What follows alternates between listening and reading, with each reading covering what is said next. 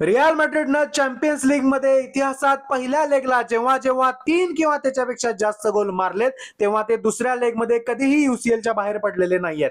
Manchester सिटीनं इतिहास stadium वरती गेले 14 मॅचेस मध्ये एकही मॅच हरलेली नाही. अशा दोन युरोपियन पॉवर हाऊसची आज सेकंड लेग युसीएल मॅच रात्री 1:30 वाजता आपण बघू शकतो. पहिल्या लेगला रिअल मॅड्रिडसाठी बाबा चमत्कार ठरलेल्या व्हॅल्व्हर्डे यांच्या हॅट्रिकमुळे 3-0चा ऍडव्हान्टेज मॅड्रिडकडे आहे.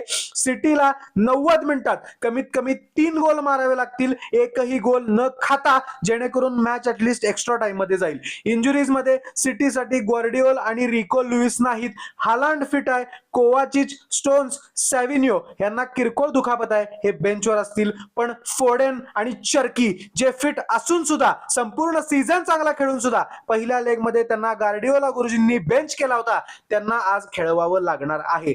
रिअल मॅड्रिडसाठी रॉड्रिगो, मिलिटाओ, मेंडी आणि सेबायोस हे चौघं कन्फर्म नाहीत. अलाबा, कॅरेरास, बेलिंगम आणि एम्बाप्पे हे चौघं स्क्वॉड मध्ये आहेत, पण स्टार्ट करायची शक्यता फार कमी आहे. एम्बाप्पे जर म्हणला की मी खेळणारच, तर एम्बाप्पे खेळायची शक्यता आहे. आज रात्री एक महत्वाचा युसीएल जिंकण्याचा फेवरेट क्लब कोणता तरी बाहेर पडणार आहे. आपण हे लाईव्ह बघणार आहे.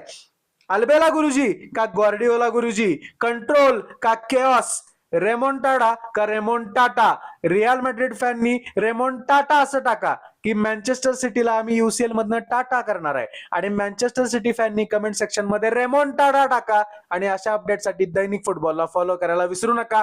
आज आपण बघणार आहे रिअल मॅड्रिड विरुद्ध मँचेस्टर सिटी.